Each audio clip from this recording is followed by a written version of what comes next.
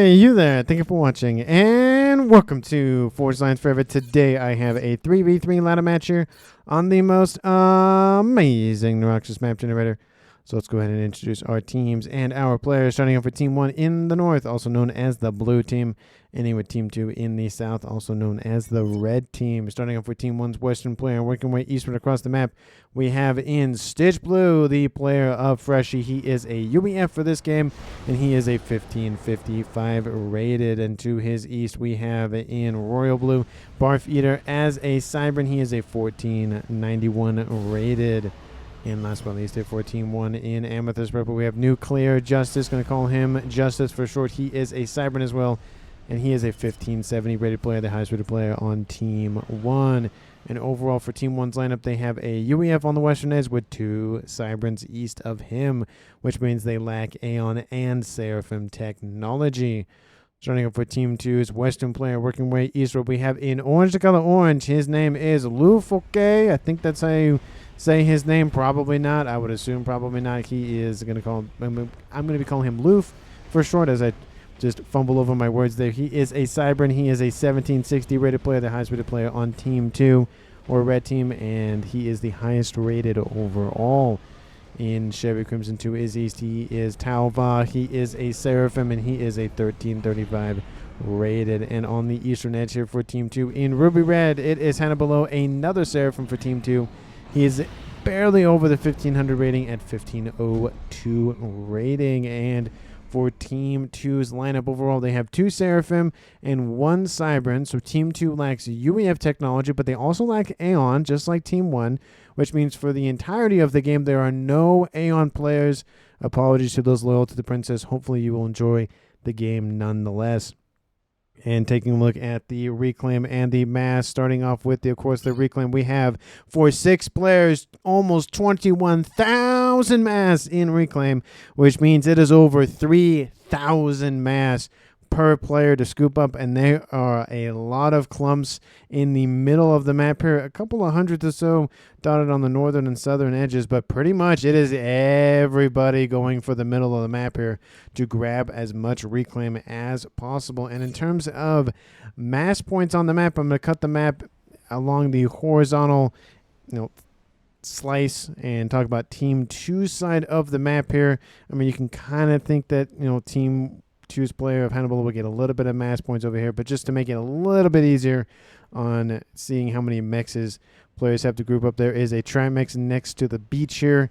We have another Trimex here on the front line, as well as a couple of mexes next to a hydrocarbon, another Trimex position that Loof is already grabbing, and another Trimex position right next to him. Looks like it's going to be grabbed by Tau. And even on the eastern side here, we have another Trimex position that Hannibal is going for, and a nice little twin mix in the middle, which, I mean, is a decent amount of mixes to grab. It does look like Team 2's Loof is going to get probably the majority of the greater percentage of the mixes on the southern side of the map. But I, again, would not be surprised if Team 1's Freshie has something to say about that, as well as Hannibal going in, getting some mexes over here. And with that out of the way, let's go ahead to see where our players are off to in this game. It looks like Team 1's players have decided to all go south, and we do see that Justice has not shifted eastward like I kind of expected that he would, same that Loof is doing down here in the south. We do see that Freshie is just trying to reclaim over here in this area and sending some units to secure that section of the map here.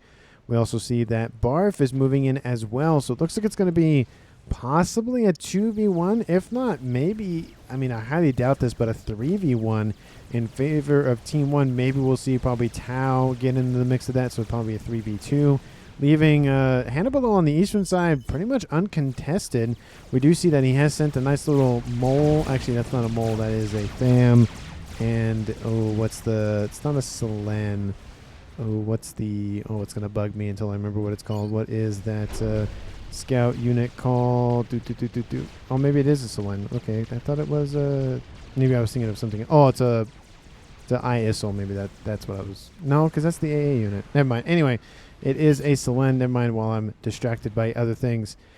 We do see that again. Looks like the force is starting to group up here for Freshie. But yeah, like I said, it does look like that Justice is going to move into the east, but he's already given Hannibal a little bit of room to work with taking root, whereas we see in the west, Loof is actually going for a stealth upgrade first, not a gun upgrade. Very interesting. Usually the gun upgrade is first for pretty much everybody, especially if your comms on the front line. You know, Tao, as an example, is in the center of the map, and he's going for gun. And there is avenues of attack, but there's not really a lot of opportunities for a massive land fight in the middle of the map, just due to the geography of said map. So it's going to be very difficult to send units through the middle. You're going to have to kind of go around the edges, which will mainly just turn into a lane in the east, or the northeast specifically, and a lane in the southwest. We do see that forces are starting to collide here in the southwest. Freshie pushing back against a lot of spam outbound from Loof. Again, going for stealth. Very interesting. There's not really any radars nearby, which means Team 1 can't see him anyways, but he just wants to be 100% sure that they can't see him early on. Maybe he'll go for gun next. We'll just have to see. Maybe he'll just send his comm to intercept. There are a lot of inbound forces from Freshie, so he has to respond in kind with his comm, or a bunch more forces, one or the other. We do see that the gun is done here for Tao in the middle of the map here. Nobody on Team 1 has gone for gun as of yet, or anything else for that matter. And at least 2 of the 3 players on Team 2 have finished one of their upgrades, and the other one, being Hannibal, has started his. So all of the players on Team 2 will finish their first upgrade before Team 1, at least as of right now, starts theirs. Very interesting playstyle here for Team 1. We do see that T2 is already online for Bar, pumping out those hoplites. Interestingly enough, they're not the rhinos that we typically see from Cybern players, but looks like he wants to be a little bit more riskier with a better range but weaker unit kind of scenario. Very similar to the Mongoose in that regard from the UEF. Gun now has been started by Loof, so the 4th upgrade has been started before Team 1 starts any of theirs. Like I said, very, very unorthodox, specifically for ladder matches and custom matches in general, because comms are on the front line. They're fighting back and forth all the time. It's very, very strange to not see any upgrades as of yet. Maybe Team 1 set a challenge for themselves and not going for that till maybe 10 minutes or so. I have no idea. We do see that in the south, a couple of bombers are assisting with the evacuation or the deterrence of Freshie's forces. He's also pumped out T2 units as well. We do see that T2 is starting to make its main stage in the game as we speak for everybody. A couple of units outbound from Justice go in around where Justice's commander is located and trying to, again, kind of cut off the supply lines for Hannibal. Hannibal actually retreating just a little bit to ensure that he isn't just completely swarmed by nuclear Justice in this northeastern corner. And again, in the middle of the map, we see Tao pushing very far forward. The first upgrade for Team 1 has been started after the 4th upgrade for Team 2 has been finished. So it is a T2 upgrade. I feel like gun would probably be better in this scenario, but Tao is pretty far forward. He has to be very careful because he's actually quote-unquote behind the line for Freshie, but he looks like he is retreating for now. And a couple of units from Justice going after a Team 1 PD. The PD will kill them off, but the units will be, the engineers will be killed off, but the units from Clear will be cleared out. We do see that those forces outbound from Justice are moving in. Radar is taken offline and now starting to swarm this position. T2 is online. Ilshis are now being pumped out on the front lines, cutting down the time of travel to get to that front line. See, this is where his T2 facility is, and he has to have them walk all the way over there. It takes a while for them to reach front lines, and even if they're there, 1 or 2 of them, with this amount of Team 1 units, they easily get swarmed. In the southwest, we see Loof pushing forward. T2 coming online here for Tao. Looks like he might go for a nice little defensive position over here. I feel like it'd be a little bit beneficial to just hop on this little cliffside here and use the territory or use the geography to his environment. You can see that the hoplites are struggling to just take out a Team 1 land facility because of that cliffside. You see they actually move in the wrong direction, and now they can't fire on it. We do see that they are going to start going after Tao's commander, though, at least getting close to said commander. Does Team 1 know where they are? No. They do see a bunch of units and another unit, so they probably don't know what it is. But a couple of hoplites do fire off some warning shots onto Tao's commander. Tao is just sitting there taking the fire. And he's already half done with his upgrade. He might finish it. But hoplites are moving in. They're going to go for blood here. Tao losing tons of hit points very, very quickly. All of the engineers are wiped out. And Barf has now cut off the build power here for Tao. Tao has to cancel his nano repair upgrade, which that's got to hurt. He drops below 6,000 hit points and is on the retreat. And hoplites are still chasing him. He needs some reinforcements. He needs a transport or something to get out of there. But I don't know if he can. There's also some AA flak nearby as well, which means even if a transport does come by, Tao is not going to get out of there. It looks like first casualty of the game will be from Team 2, and it is for Tao at 13 and 40 seconds on the clock. So Team 1 is in the lead with comms remaining at 3v2 for this 3v3 ladder match. We do see that with the hole opening up here for Team 2, Team 1's Barf is going to exploit it and continue to push. We do see some counter hoplites online for Loof in the west. And T3 is also online. He's also gone for T3 air. His T3 upgrade is currently being processed. It's not done yet, but it's on its way to being done. And gun damage remains has been started for Freshie on the western side as well. He also has T3 units on the front, coming onto the front line. Jeez, and my speech is struggling today for some reason. We do see that again, T3 making its stage, not to say super early, but it's early enough to make a difference.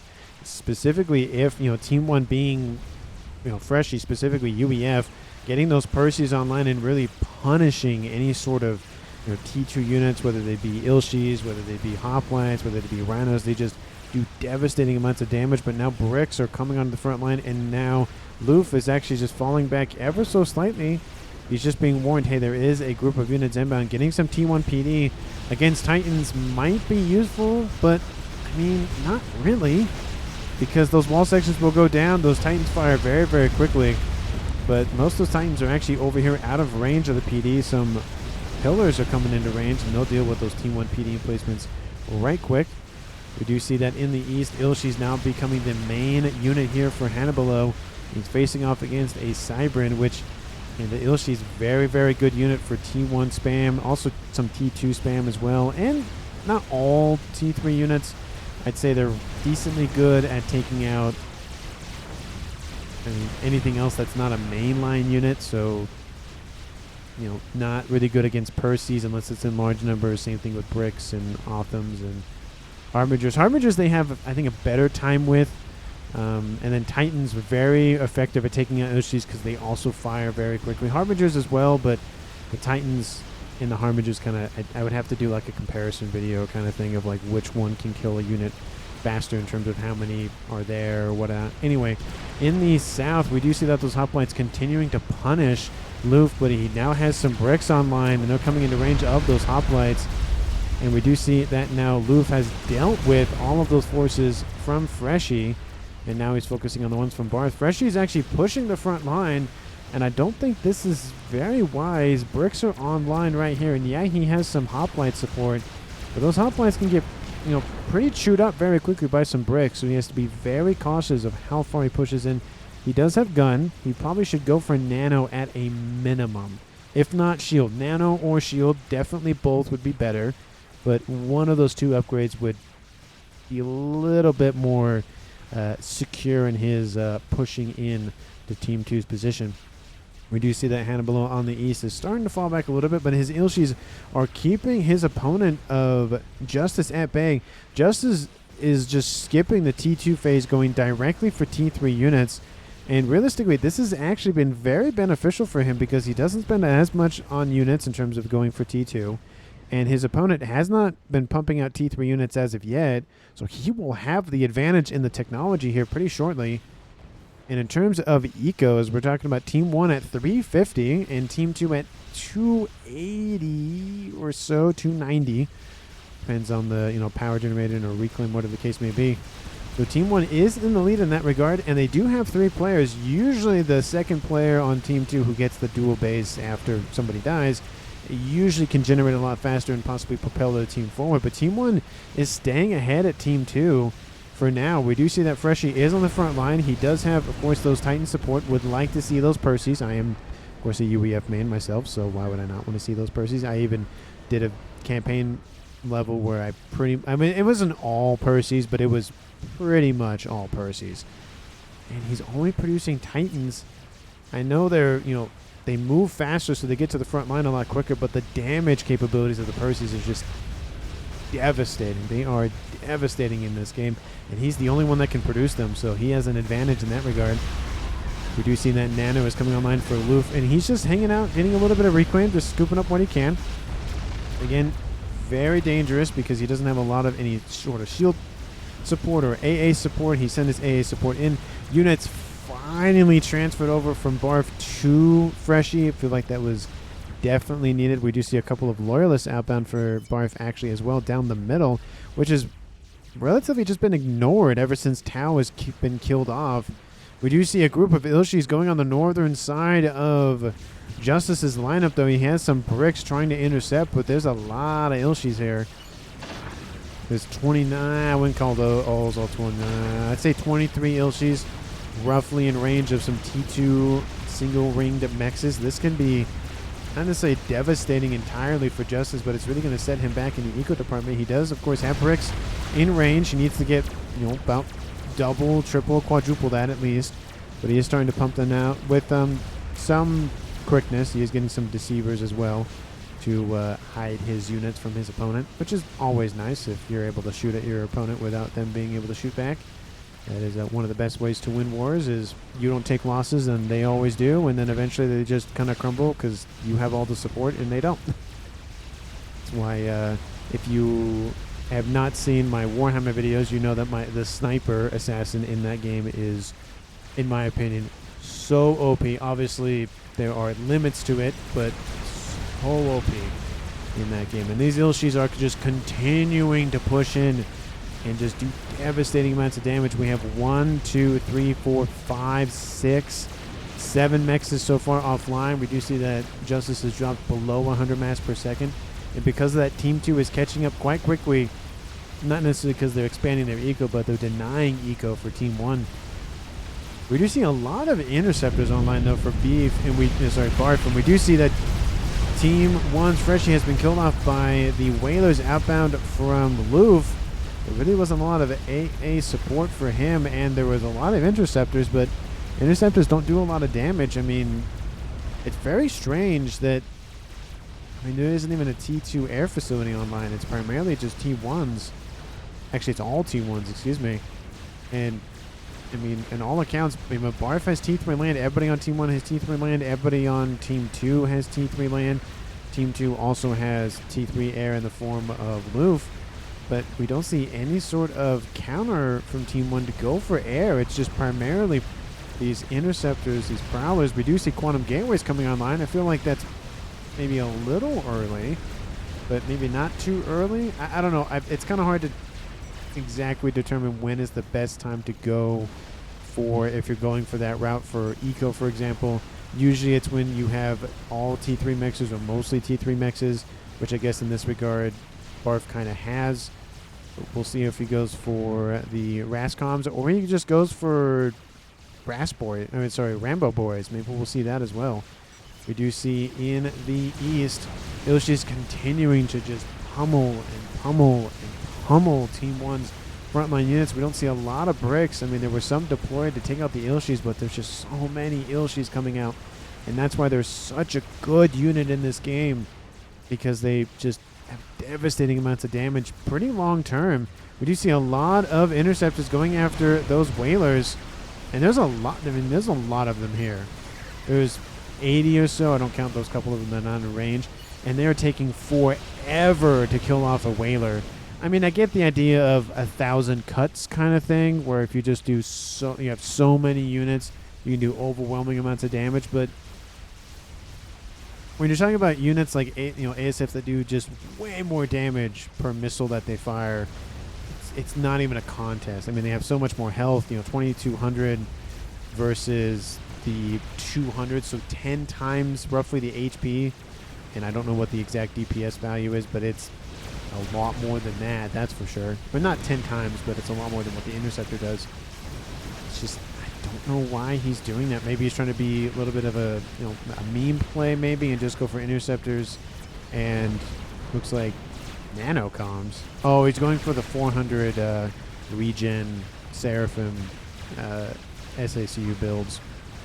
So the ones that are just very difficult to kill because they regen 400 hit points a second, which is just absolutely insane.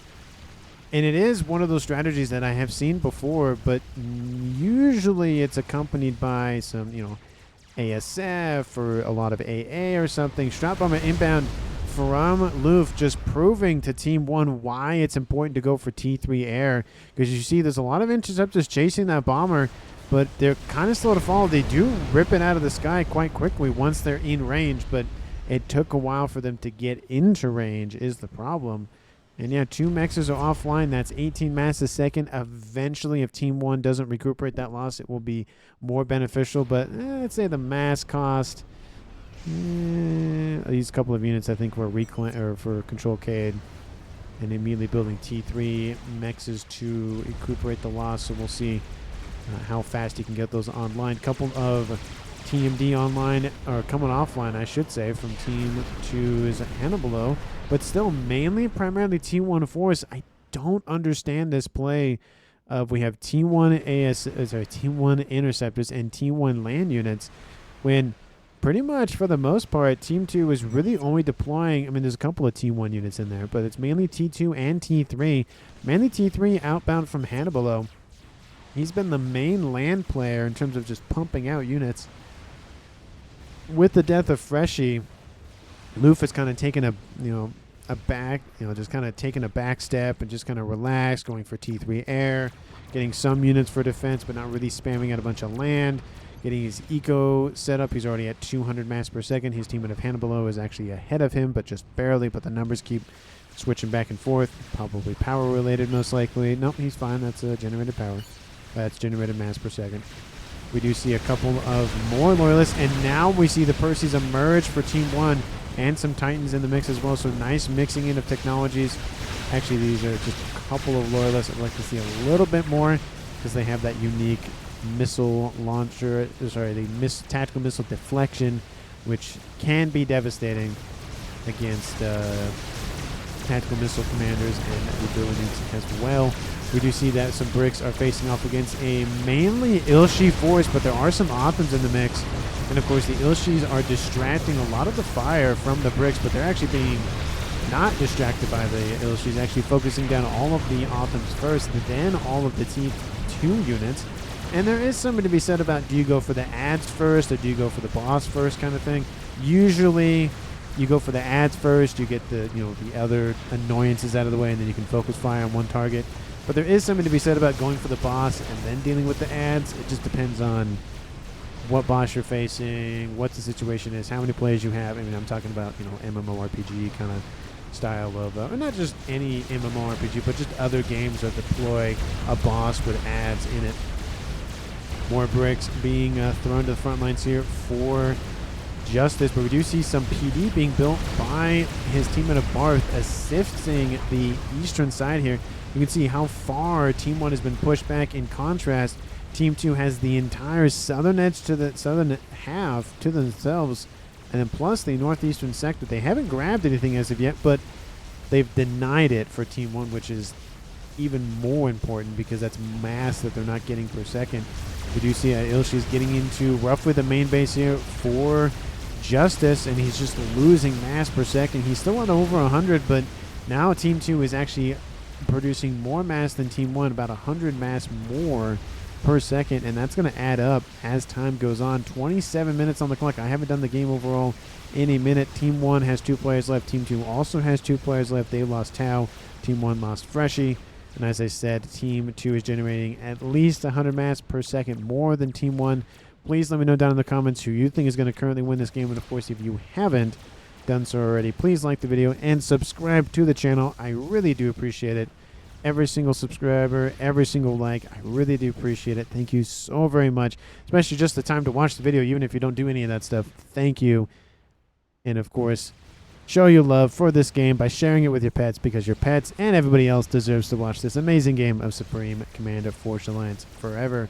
And it does look like in the north, Justice is going to completely retreat and fall back into the tiny little bit of water in the northwest corner of the map. There's a little bit of water for everyone to hide in. Actually, every combo in the game has its own little pond with the deaths of 2 players. It does have one for each, but I highly doubt Team 2 will go into the southwestern corner. Obviously, Team 1 isn't going to put their other player in this corner that's pretty much now owned by Team 2. Not entirely, but pretty much. I mean, like, look at how many mexes are just open over here for this northeastern corner of the map here. It is a lot of mass, and you can just show that Team 2's now Loof is producing almost as much mass, if not a tiny bit more roughly, than Barf, who is now sitting on dual bases. He has produced a couple of these Rambo presets and is gating them in all the time. He's producing them at a decent rate. He has a lot of hives to assist him, and he is going for that. I'm just going to spam up some Rambo boys and just EMP everything. That's the other annoying thing about these Rambo presets with the 400 regen per second nonsense is they have EMP weaponry, which is annoying. You get large numbers of that, and your T3 army is just toast because it's can't really do a whole lot. If you're EMP'd, you can't fire. And you're just stuck there, and those things fire very quickly, and it just kind of goes, well, there went all of that mass and energy I put into building them, gone, it's kaput, and kind of just on whatever side of the map to be reclaimed. And talking about reclaim, currently sitting on the map, 74,000 or so, mainly in front of Justice's base, but it's kind of difficult for him to get that mass because Team 2's Hannibal is constantly putting the pressure out. We do see a Rambo preset either gated in by him or donated by his teammate of Barf, and it looks like it was donated. And they do produce 1 mass per second. Is that anything to write home about? Not really. But is it something better than nothing? Yes. It looks like it's kind of quiet a little bit. Couple of broadswords outbound going after some Perseus with no AA coverage, as well as some not the fighter bombers getting a little bit of action, dropping their bombs on the way to their other targets. I don't know what they were going for. Looks like they were going for the Perseus, but they ran headfirst into some AA. And again, those interceptors, they're not fast enough to realistically catch up to these broadswords. Had all of these been ASF, those broadswords would be dead because they would have been caught up to very quickly, ripped apart, and those ASFs for Team 2's Loof would either be engaging or kind of just been like, nah, we'll just hold off. But look at this. We see some interceptors sitting here on the ground for Team 1's Barf, and we see a couple of ASFs about ready to land. Actually, some of them are landing as we speak on the just like a couple, I don't know how many kilometers. This is probably like 1 or so just away from this group of interceptors that they could immediately just body, because all these ASF can just rip apart those interceptors very, very quickly. But they're kind of just hanging out. This is a very weird sight. I don't really see this at all. Usually it's interceptors versus interceptors or ASF versus ASF. It's usually not Team 1 units versus T3 units in this regard. But of course, Forged Alliance forever, the multitude of opportunities will always present itself, and this is one of those that the variance or the whatever, the permutations, that's probably the better way to put it, it just happened in this ladder match. We do see that Barf is starting to retreat a little bit, but it looks like he's going to reclaim a couple of units. Looks like they were his. And we do see he has a nice little Omni station online, and it is pretty close to the middle of the map, so he can see essentially everything except that tiny little corner in the southeastern corner of the map. We do see that his Rambo boys are just augmenting his frontline forces here. There's a lot of Perseus here. Love to see this group of Perseus. And with the EMP weaponry on board these nano regen Rambo preset commanders, it's just delete. It's like the delete key on your keyboard. It's like, okay, delete, click, delete, and it's gone. And it'll take a couple seconds, but it'll delete it. We do see some strap bombers are inbound. I would love to see some shields in here as well, but I love this play from Loof. He sent his strap bombers in, and I don't know if it was by accident or on purpose or coincidence or both, whatever the case may be, but he took out all of the AA for these Percies, which allows the broadswords, allows the whalers, I probably said broadswords earlier on, but the whalers to come in and just rip everything apart. And essentially, because these are interceptors, it's going to take a while to deal some damage to those whalers, and even the whalers have AA on board, and look at the interceptors just melted, absolutely denied.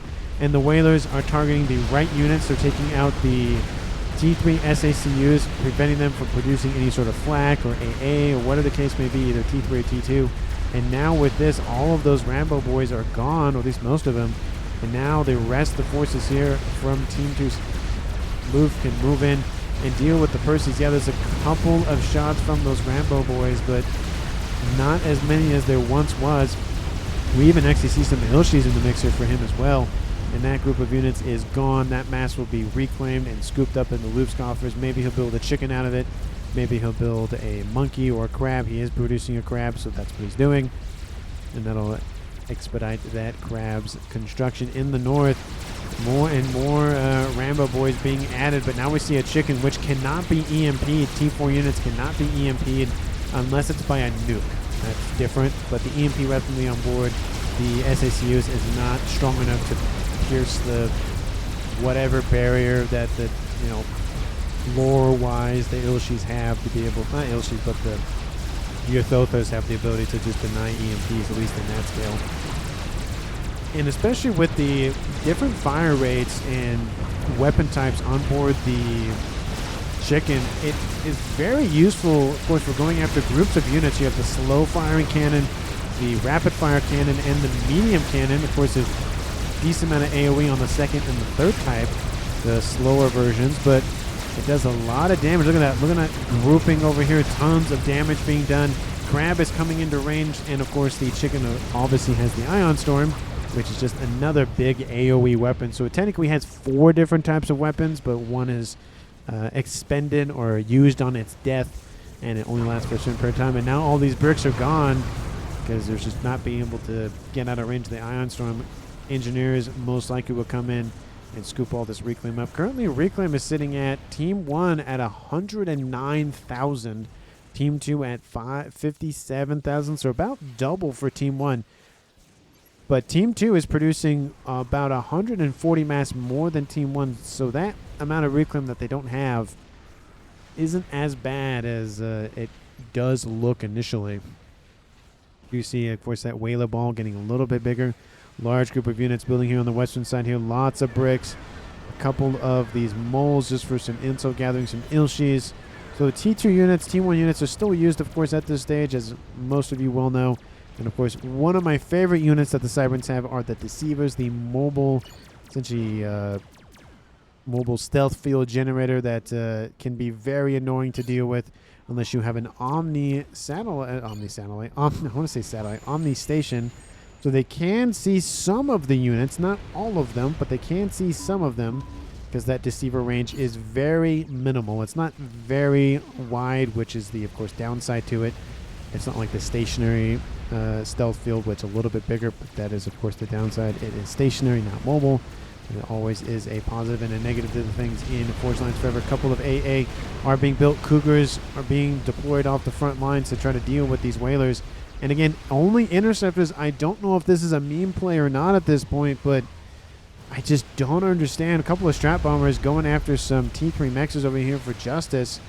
And one of them is about to be shot down, has 1 star of veterancy. The other one doesn't. This one might have 1 more bomb in it before it's killed off. It's going to get 2 T3 mexes. That is 27 mass per mex. That is 54 mass a second. That Team 1's Justice is losing, and now he's back down to 165 mass income. Whalers over here to the northeast just running amok here. Just really annoying Team 1. And now this large group of T3 units pushing forward, and it's just mainly bricks. I'd say it's about 40 or so bricks. 32. Okay, it was a little off, but not that off. Pushing forward, there are a couple of SACUs moving into intercept, and more of them over here.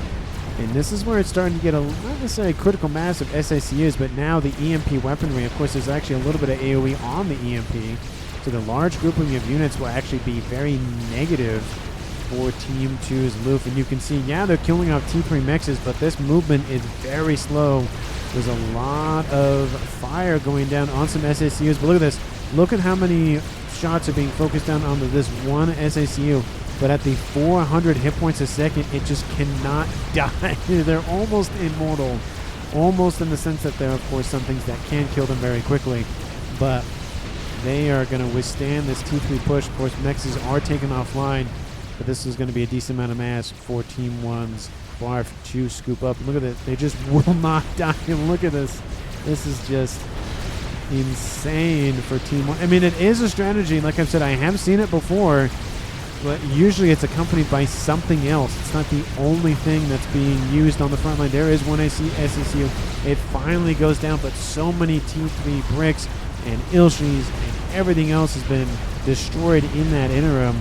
And now, again, the favor is siding with Team 1. Another strap bomber outbound from Team 2. Looks like it was shot down. It kills off another Mex going after the T3 land headquarters for the UEF side of things for Barf. Another couple of strap bombers are inbound. Are they going to go after that T3 land headquarters? Possibly. There are still some T1, T2 UEF engineers, so Team 1 will still have UEF tech after this land facility destruction. But both of them get shot down. The bombs are dropped anyways, though, and there goes the T3 land headquarters. That's going to hurt, but I would not be surprised if Barf puts a little bit more effort into rebuilding that. And in the eastern side of things, still Hannibalo is not stopping his push. He's constantly just hammering justice on this eastern side here. A couple of crabs are now offline, so that's going to kind of slow down his roll. But still, he's denied so many mexes here. And you can see now Team 2 is producing more than double the mass for Team 2 versus Team 1. And this is starting to be concerning here for Team 1. They have to get a bigger ticket item. Yeah, they have a couple of SACUs running around, but a nuke and artillery, I would probably not say a game ender. There's not enough mass per second to really warrant that. Maybe they might start one and then kind of just slowly build it. But it's really nothing that Team 1, unless they devote all of their mass into something, they really need to just kind of buckle down. Strap bombers constantly coming in, going after so many Cougars with one bomb. Oh, it's gotta hurt. All that mobile AA. I mean, the whole point of it being mobile is that it's mobile, and it was stationary at that point, and it is gone. UEF facilities are not being rebuilt as of right now, so Team 1 does not have any really UEF tech at this moment. T3 strap bombers outbound once again, going after some more mexes. Some AA are being built, but there goes 1, 2, 3, and they are able to land against a group of T3 mexes once again, taking off 54 mass per second for Team 1, extending Team 2's lead even further. We'll see how high it gets. I don't think it'll get to triple the mass income for Team 1, but maybe it will, maybe it won't. We'll just have to see. Another chicken online here for Team 2 center below. There is a crab over here to the north, and it is being focused fired by that chicken. There is that other crab moving in, and once, yep, it is now in range, and with two bursts of 2 cannons on board those 2 crabs. The chicken has done a lot of damage to that crab, though, and with the ion storm, that might be enough that Megawatt does start to move out of range, but it will be singed, though. I don't know if it'll survive. It does, but it did get a little bit of singeing. A couple of sniper bots also online to help push Team 1 back ever further. Lots of AA being deployed to the north, though, and a couple of bricks to escort them, but Team 1 needs a lot more mainline units. I mean, they have some bricks, but they need a lot more of them, especially those Percys could easily be deployed over here and counteract, all of these chickens. I mean, we've seen, 20 or so Percys just rip experimentals apart very quickly. The chickens are a little bit harder because they have those AoE weapons. I mean, the crab has I don't think it has a big AoE. I think it's like tiny. But the amount of AoE on board the chicken is pretty devastating, especially with the lightning storm and all of that. Or sorry, I should say ion storm. I don't know. Is it a lightning storm? Is it an ion storm? I've always called it an ion storm, but it is lightning based, so maybe it's lightning storm. Strap bombers coming in, starting to soft up the chicken for the crab to go after soon. And those AA proving to be very useful, but again, just Team 2 is constantly deploying strat bombers, and Team 1 is not countering in any way with any sort of ASF or, you know, gunships or anything. I know there's no restorers in this game because there's no Aeons, but, you know, Team 1 does have whalers. They have units that have AA on board. Crab deployed to this, you know, southern front here for Team 2's Loof. And now we can see the long range on board the Crab able to start pushing back these SACUs. Of course, a couple of EMPs are annoying, but the individual shots don't do a lot of damage, which is the one weakness to the SACUs. And they're designed to be used in large groups because they can just blitz down one unit or a couple of units because they all fire, they all EMP, the unit can't fire back, and there it goes. But we do see that Loof is actually deploying a bunch of T1 artillery spam in these Medusa, going after just whatever he can. A couple of mexes looks like they're going to get taken offline here pretty shortly if Barf is not careful. 42 minutes on the clock, and that SACU just will not die. Crab now going after the SMD and the Olympus. Is it the Olympus? Yeah, the Olympus T3 Omni Sensor Array. I thought it was the Olympia, if everybody knows that reference from COD Zombies. Not the best shotgun, but, you know, it's pretty much a starting weapon. It wasn't too bad. I always went for the other rifle, but sometimes I just skipped it, went for the EMP or that sort of thing. That's kind of what was my go-to. We do see that the SACUs are moving in, and the EMP is not effective, but the Crab able to just put out tons of damage. The SACUs can counteract it for a little bit with the 400 hit points of regen, but still, eventually they will die. Drop bombers also coming in to soften up the hit points on board, and there's now so many interceptors here, but again, this group of ASF can easily wipe them out. Crab is defeated, but there is now a second Crab here, and I don't know if it's going to be enough here to deter Team 2's advancing force. There's a lot of SACUs running amok here for Team 1. I don't know if it's going to be enough. You see so many of them gating in the corner. There's a lot of hives devoted to it. That second Crab is feeling the pain here. Of course, there's a little bit of AoE on board those EMP weapons. Not a lot, but there's a decent amount. Crab is destroyed, and that crushes a lot of units in the interim as well. Team 1 has a nice little reclaim field to scoop up, and Team 1 now sitting at roughly double the reclaim. But in the eastern side of things, Team 2 is continuing to push in. Crabs and chickens going at it. And Team 1 not getting as much reclaim from this as they are from here.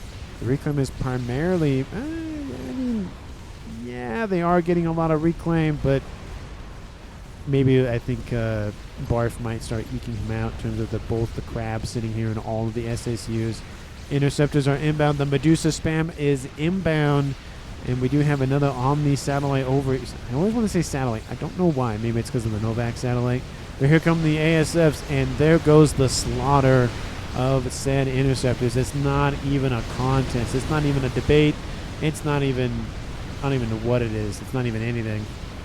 We do see a lot of SAM sites being built here by Barf. They are still SACUs. That is the one benefit for Rambos. They're not as effective as those engineering presets, but they can still pump out some destructors, and they can pump them out in large numbers very quickly if there's a lot of them nearby. And here come the Waithos going after more resourcing options here. A Scathis has barely been started here by Team 1's Barf. I don't really think he has enough eco to really pump that out. If he was going for the Rascom spam, maybe that would have worked. But again, it's the whole, he wants to use the SACUs for his mainline units, which can be effective, and especially these Rambos for going after all of this spam. I mean, Team 1 Bombers is fine, but I mean, a couple of Rambos running around, and those will deal with the Medusa very, very quickly. And on the eastern side here, still the chickens and the bricks and the Othams just continue to just throw fire at one another. A couple of Zathuthams coming online, some T2 artillery to start going after the Crabs. Of course, the Crabs are very slow, so that artillery is very effective against them. Bug is online. Hardly see Bug. I mean, I see them once in a while, but not that many. They're not my particularly favorite unit in the game. I would just prefer a bunch of whalers in terms of units versus just having the one Soul Ripper. But, you know, it's nice to have a air experimental. We do see, again, you can see that the fronts are collapsing slowly but surely. It's just, I think, a matter of time. Is Team 1 going to, lose the western front or the eastern front? Team 2, 1.2K mass income. Team 1 at 600. I'm just going to call it. It is double the mass income for Team 2, even though, of course, it could be 1.21 or 1.29. Or, I mean, maybe not 1.29, 1.26 or whatever. Team 1 is only at 600, so it's easier to just say double the mass and call it a day. Still, the Medusa are punching through. A couple of mexes are offline. I just think the scaling for Team 2 is far out, superior to Team 1's. And like I said, had they been going for SACU scaling in terms of RASCOMs, maybe. But I don't know if Barf is trying some new strategy out, which is going for interceptors. Very strange game. Very, very strange game. But sometimes you got to try new things. That is the benefit of FAF, is there's always a new match. There's always another game to play. And you might as well try something. And you try something out, it doesn't work. You know it doesn't work, and you can move on. So there is something to be said about you don't have to do the meta. You don't have, it's like Settins. You don't have to do the meta for Settins. Obviously, there's not necessarily a higher percent chance that you'll win with the meta, but it's one of those tried and true things kind of thing. But it's always fun to kind of shake things up. I do remember a Settins match where I forget what the player's name was, but he decided to take his opponent's island, and he built a T3 artillery on it. He didn't, once he landed on that island, it was, that's it. That's his island. He's not moving. I don't think he won that match, but it's just one of those things where he kept the island for so long, he built a T3 artillery on it. Not in his main base, not, anything like that, on the island. It was I think it's actually the thumbnail for that video. It is a very enjoyable match, I would say. And I am trying to figure something out here for the 400th cast on the channel. I don't know if I'm going to do a Settins. I don't think I'll do a dual gap. Maybe I'll do a Phantom. Maybe. And probably will be. I don't know what I'm going to do. I haven't put too much thought to it. I have started thinking about it, though, as, of course, that number does start to get closer and closer. Me being in the 390s and all. A couple of groups of strat bombers inbound going after the crab. But, again, being distracted by the other things going on in previous games and whatnot. We do see in the south, Team 2 is continuing to push in. That western side is collapsing. There's not that many SACUs online. How is that Scathus doing? It's not even out of the red yet, so it's not even 25% complete. And the eastern side is collapsing as we speak. You can see the bug is inbound. There is some AA nearby, but it's not enough. And the chickens are inbound. The SACUs have actually, that's where they went. They were taken off the front line over here. SACU spam trying to just, again, keep a part of these Medusa, keep them pushed back, essentially. But there's just so many of them. Crab taken offline. And here come the chickens. The chickens are inbound. This is not what you want to do with SACUs versus chickens. Just the AoE plus the AoE on board. The deaths of the SACU is just, it's bad news. It's not good. Don't do that. you gotta keep them moving. Even if it sucks a little bit more APM, it's better than losing just a cascade of SACUs. It's one of those things where you just kind of have to be aware of what unit you're facing. Monkey, not as bad. I mean, it is bad because of the laser. It does do a lot of damage, but that is the double-edged sword with SACUs, is that you can, if enough of them are damaged and you kill enough of them at one time, it's just cascade. It's like an air grid. Once you kill off a couple of P-gens, depending on the configuration, it's just gone. Just bye-bye air grid, bye-bye. 1.7K mass income for Team 2, less than 500 for Team 1. So yes, Team 2 did end up producing more than 3 times the amount of Team 1. Don't know what that 1.4K was, probably reclaim related. But the SACUs are being wiped out, 50 minutes on the clock, and it is not looking good for Team 1. It does look like that Barf Eater is able to hold off this push down into the south, but the eastern side, specifically for Justice, is just gone. There's nothing left. And he has a couple more T3 structures, a couple more mexes, but that's really it. We have a brick back here for Loof. Looks like he went all the way around, it looks like. Doesn't look like there was a transport yet. That was all the way around on land. SACU is trying to force back this wall of bricks, but it's not really working out. A couple of monkeys are inbound as well on the south for Loof. And I don't know if anybody went for any sort of bigger ticket items than that. Looks like they just went for T3, and some experimental sort of things. No game enders, no nukes, that sort of thing. But, not every match has those. It's nice to get a little break from them once in a while. But we do love seeing those bigger ticket items when they do appear, of course, because I love to say kaboom. I think it's now like one of my things that I say now. But it's just not looking good. GG question mark, says Loof. He's like, is the game over yet? But Justice has nothing left to his name besides his commander. And that might just be a control K here pretty shortly. Or just an evacuation order. SACU's just desperately trying to hold. Barfeeder being chased by Team 2's Loof's Monkey. And it does look like Justice will bite the dust as well. And that is the game, folks. 51 minutes and 18 seconds. It was definitely a strange game. It wasn't a typical game that we normally see. Even for ladder matches, it was definitely strange. But let me know down in the comments what you thought about it. Again, if anybody knows why Barfeeder went for SACU spam plus no ASFs, please let me know down in the comments. I thought it was very strange. Don't know what was going on with it. But we'll see. Thank you so very much for watching. I really, really, really do appreciate it. And, of course, I will see all of you in the next one.